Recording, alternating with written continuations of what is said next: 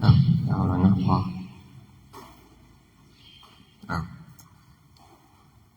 คำว่ากรรมคำว่ากรรมนี่ที่เขาว่าติดปากกันเป็นกรรมของกูเป็นกรรมของกูนี่นั่นก็แม่นนั่นแหละคำว่ากรรมคือการกระทำของตัวเฮากระทำดี เป็นบุญกุศลมีประโยชน์กับผู้อื่นแล้วก็มีประโยชน์ต่อตนนี่เพิ่นเอิ้นว่าบุญถ้าเป็นโทษแก่ผู้อื่นและเป็นโทษแก่ตนเพิ่นเอิ้นว่าบาปบาปกับบุญนี่เฮาเป็นผู้สร้างขึ้นมาเองมีแต่ตัวเฮาสร้างออกมาจากตัวเฮาออกมาจากจิตเฮาออกมาจากใจเฮาเป็นผู้สร้างเองนี่บุญกับบาปนี่เฮาขึ้นอยู่กับเฮาเป็นอันดับแรกเฮาเป็นผู้สร้างมันขึ้นมาเองแต่เฮามักสิไปพึ่งพาอย่างอื่นโดยบ่พึ่งพาเจ้าของบ่เข้าใจคำว่าพึ่งตนพึ่งธรรมบ่เข้าใจคำนี้ไปพึ่งอย่างอื่นจังได๋ไปพึ่งสิ่งศักดิ์สิทธิ์ไปขอให้เขามาซอยเฮานั่นล่ะบ่ทางไหนก็ทางหนึงนี่หนีจากตนหนีจากทางหนีจากคำสอนของพระพุทธเจ้าห่างเหินออกไปเรื่อยๆไปขอให้เขาจะมาซอยให้ร่ำให้รวยบ่ให้เจ็บบ่ให้ทุกข์อย่างนี้แห่งพึ่งพาแต่สิ่งพวกนี้แห่งนี้จะออกจากความเป็นจริงเรื่อยๆไปขอให้เขามันดลบันดาลถือหวยแน่จังซี่แห่งนี้อยู่ความเป็นจริงแห่งฟังผู้เพิ่นแสดงความจริงบ่เข้าใจแม้กระทั่งเขาวัดเขาว่ามาปฏิบัติธรรมมาขอศีลนี่บ่ได้อยู่กับพระศีลนี่อยู่กับการกระทำของเฮาพระเพิ่นเป็นแค่ผู้บอกศีลหามีอีหยังแน่เพิ่นก็บอกไปก็เริ่มตั้งแต่ฆ่าสัตว์จนถึงสุราการดื่มสุรา1ถึง5เพิ่นก็บอกผู้ที่สิปฏิบัติคือพวกเฮาคำว่าศีลนี่ก็มีอยู่3อย่างนั่นล่ะ1สัมมัตตวิรัตคือการเจตนาละคณะพบคณะเจอเป็นคณะสมมุติว่าเฮาฮู้แล้วว่าสิ่งนี้บ่ดีเฮาไปพบไปพ้อสิ่งนี้บ่ดีเฮาบ่เฮ็ดแต่ว่าใจมันอยากเฮ็ดอยู่แต่ว่าเฮาฝืนบ่อยากให้มันเฮ็ดนี่คือการละเฉพาะหน้าโดยบ่ได้สมาทานต่อไปคือสัมภานตวิรัตคือมีการสมาทานตั้งใจว่ามื้อนี้สิรักษาศีลเวลานี้สิรักษาศีลขณะนี้สิรักษาศีลนี่อันนี้คือมีการสมาทานก่อนพอไปพบไปเห็นมื้อนี้เฮารักษาศีลเฮาบ่ขาดเฮาบ่ประพฤติผิดในสิ่งที่บ่ดีในหาพอนี่คือสัมภานตวิรัตต่อไปสมุจเฉทวิรัตใจเพิ่นเป็นเองเพิ่นบ่ได้บังคับใจแล้วศีล5นี่เพิ่นเป็นของเพิ่นเองเห็นสัตว์ก็บ่อยากฆ่าเห็นของเขาเจ้าก็บ่อยากลักบ่อยากประพฤติผิดพรหมจรรย์บ่นอกใจเมียหั่นล่ะบ่นอกใจผัวบ่นอกใจเมียมีเฉพาะผัวผมมีเฉพาะเมียครับถ้าเป็นครอบครัวก็มีผัวมีเมียเดียวตายจากนั้นบ่มีอีกจังซี่สมุจเฉทวิรัตนี่เป็นศีลของพระอริยะตั้งแต่พระโสดาบันขึ้นไปเฮาก็อยู่ระหว่าง1 2นี่ล่ะใจอยากฆ่าอยู่อยากเฮ็ดอยู่แต่ว่าบังคับกายได้บ่ให้มันเฮ็ดนี่คือการรักษาศีลและผู้ใดเป็นคนรักษาให้พระบ่หรือผู้ใดนี่ได้ตัวเฮาเป็นคนเฮ็ดเอาเพิ่นก็ได้แค่บอกแค่ได้แนะนำพระธรรมคำสอนต่างๆของพระพุทธเจ้าหรือว่าพ่อแม่ครูบาอาจารย์เฮาเพิ่นก็แสดงออกมาตามประสบการณ์เพิ่นก็คือบอกสอนเฮาผู้ที่สิประพฤติตามบ่ประพฤติตามก็คืออยู่ที่ตัวเฮาแต่ถ้าเฮามีความคิดเห็นในการพึ่งพาในสิ่งอื่นโดยบ่พึ่งพาเจ้าของมันสิเริ่มค่อยๆห่างไกลจากความเป็นจริงเริ่มค่อยๆห่างไกลจากความเป็นจริงสิเจ็บอีดอดก็อยากให้คนนั้นคนนี้มาซอยบ่มีคำว่าสิพึ่งพาเจ้าของสิค่อยๆห่างออกไปเรื่อยๆเปรียบเสมือนน้ำหยดลงหินอันนี้คือกันทำบาปนี่คือกันทำดีอกุศลนี่คือกันก็เริ่มจากค่อยๆสะสมคือกันค่อยๆสะสมเรื่อยๆมันก็หลายขึ้นเรื่อยๆ บุญคือกันบุญก็ค่อยสะสมกันหลายขึ้นเรื่อยๆเพิ่นผู้ฮู้เพิ่นก็แสดงออกมาทั้งฝั่งที่ดีฝั่งที่บ่ดีคือที่เหลือก็ขึ้นอยู่กับตัวเฮาบ่สิเลือกเอาว่าสิเฮ็ดจังไดปฏิบัติจังไดเพราะว่าเพิ่นไปบังคับเฮาบ่ได้บังคับกายบังคับใจผู้อื่นบ่ได้เข้าใจอยู่บ่ว่าบังคับบ่ได้เพิ่นก็ได้แค่บอกหมู่เฮาก็ต้องเฮ็ดเอานี่คือว่ากรรมคือการกระทำของเฮาเข้าใจสมัยมันก็มีทั้งมิจฉาทิฏฐิแล้วก็สัมมาทิฏฐิขั้นตอนแรกก็เริ่มจากนี่แหละคำว่าทิฏฐิคือความเห็นจริงตามความเป็นจริงถ้าเฮามีความเห็นแล้วเฮาบ่พึ่งพาสิ่งภายนอกพึ่งพาเฉพาะตัวเฮาพึ่งพาตนพึ่งพาธรรมมันก็สินำไปสู่นี่สัมมาสมาธิพุ่นมันก็นำไปเรื่อยๆหั่นล่ะมรรค8มันเ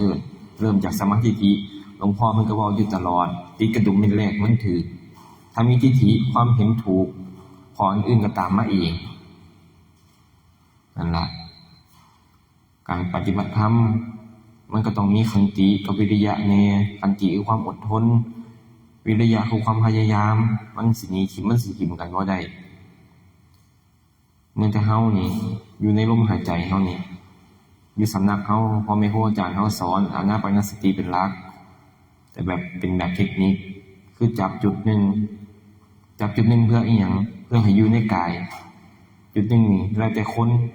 พอรวมๆมันคืออุณาโลมบางคนอยู่กลางหน้าผากบางคนอยู่กลางหัวบางคนอยู่กลางหน้าอกบางคนอยู่ท้ายทอยเป็นจุดหนึ่งความรู้สึกหนึ่งที่เพ่งอยู่โดยอาศัยลมเป็นพื้นฐานผู้ใดยังบ่เป็นอุณาโลมก็อาศัยลมไปก่อนอาศัยลมเพื่อสิอยู่กับจุดๆนั้นให้มันได้เพื่อสิน้อมเข้าไปหาจุดๆนั้นแหละพอมีจุดๆนั้นแล้วก็ให้อยู่กับจุดๆนั้นได้หลายสังเกตเจ้าของพยายามเบิ่งเจ้าของดีๆพยายามพออยู่ในอุณาโลมแน่อยู่ในลมแน่ความคิดเฮาสิบ่ค่อยมีต่อให้มันมีความคิดไหลไปอยู่แต่เฮาก็เห็นความคิดนั้นไหลไปสังเกตเจ้าของดี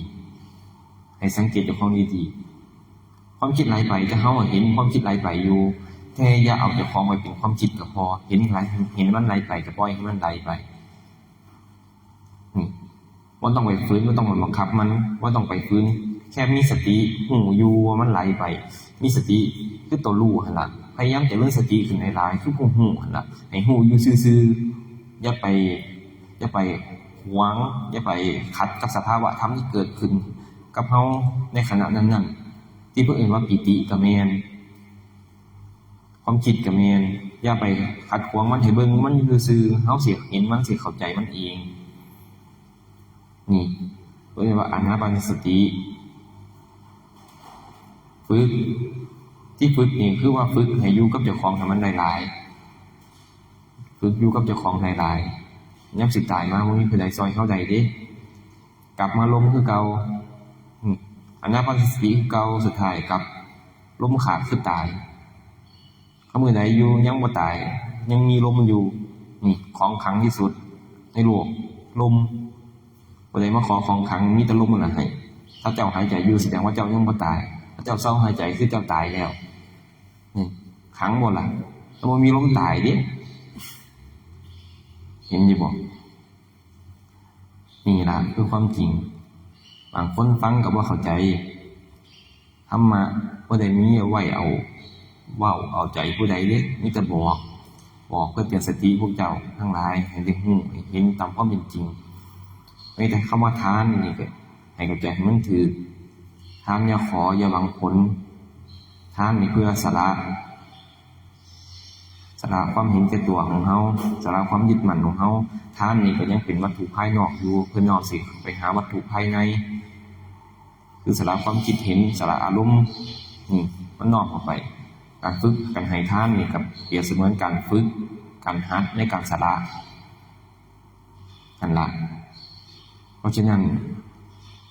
มาฟังธรรมพยายามเปลี่ยนความคิดเห็นใหม่ความคิดเห็นยึดมันถือมันแล้วความคิดเห็นเก่าๆเปิดใจออกอย่าเฮ็ดโตมคือน้ำเต็มแก้วพยายามฟังเพิ่นผู้เพิ่นแสดงแน่แล้วก็ฟังแล้วก็น้อม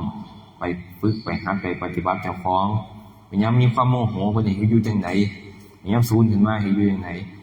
เพิ่นก็บอกว่าให้อยู่ในลมไว้สูบลมเข้าแรงๆสังเกตเจ้าของอยู่บ่ว่ายามเจ้าของศูนย์นี่เอาลมเจ้าของมันเปลี่ยนเป็นลมจังไดปกติลมเฮาหายใจปกติยามศูนย์ลมมันสิแรงสิหยาบสิยาวฟืดฟาดโตก็เลยรู้สึกร้อนอยู่ช่วงอกอยู่กลางหน้าอกสังเกตเจ้าของอยู่หมดแต่ละคนบอกว่ามาฝึกมาหันมาปฏิบัติกันสังเกตเจ้าของพอปานใดเนาะแต่ละคนที่อยู่กับเจ้าของหลายๆสังเกตอยู่ในลมหั่นล่ะเบิ่งว่ายามอารมณ์มันกระทบเฮาลมเฮามันเปลี่ยนเป็นจังไดอุณหภูมิมันเปลี่ยนเป็นจังไดสังเกตมันดีๆแน่ว่าฟังไปฟังมื้อมันก็บ่ต่างจากฟังเพลงเพิ่นไปเรื่อยๆพอเพลงจบแล้วก็แล้วแยกย้ายซั่นนั่นบ่ฟังน้อมไปปฏิบัติแน่มันสิได้เห็นมันสิได้เข้าใจว่าพึ่งตนพึ่งธรรมเป็นจังไดพึ่งแต่สิ่งอื่นบ่ยามมีสิ่งมากระทบก็หวั่นไหวไปกับสิ่งอื่นนั่นล่ะคำว่าอันนั้นดีก็ดีกับเขาไหลไปแต่กับเขาโดยบ่พิจารณาลงเจ้าของว่าเจ้าของมีความจำเป็นที่ต้องเป็นคือเขาอยู่บ่เห็นอยู่บ่มันไหลไปตามกับกระแสโลกผู้นั้นว่าดีผู้นี้ว่าดีก็ไหลไปแต่กับเขาเจ้าพ่อเจ้าแม่นั่นดีก็ไหลไปแต่กับเขาเขาว่าดีก็ดีกับเขาโดยบ่ได้พิสูจน์อีหยังนี่เห็นอยู่บ่คนบ่มีหลักมีฐานกับคนมีหลักมีฐานมันต่างกันหั่นล่ะฟังแล้วก็พากันไปปฏิบัติเอาบวกกับครูบาอาจารย์เพิ่นก็บอกครูบาที่วัดนี่เพิ่นก็เทศน์แต่ละองค์เพิ่นก็เทศน์คนละแบบตามจริตนิสัยของแต่ละองค์ตามจริตนิสัยของแต่ละองค์เพิ่นก็บอกจนสุดท้ายเพิ่นก็เทศน์บอกให้สอนให้เห็นทุกข์ให้หาวิธีออกจากทุกข์เท่านั้นล่ะนี่คือใจหลักใจความสำคัญมันตรงนี้ให้เห็นทุกข์ให้หาวิธีออกจากทุกข์ของตนนี่ที่เพิ่นบอกเพิ่นสอนกันอยู่ตลอดนี่ล่ะคือธรรมะคือความจริงจะส่วนใหญ่เฮาบ่มักความจริงที่เอามาแต่คำคิดตัวมักแต่คิดตัวกับเกิดใหม่ก็นั่นล่ะถ้ามาความจริงหาทางออกจากทุกข์ก็บ่ต้องเกิดเลือกเอาสิเอาจังไดดีก็บอกบ่ดีก็บอกแล้วสุดท้ายก็เหลือแต่เฮาไปปฏิบัติเอาล่ะซ้ำนี้ละ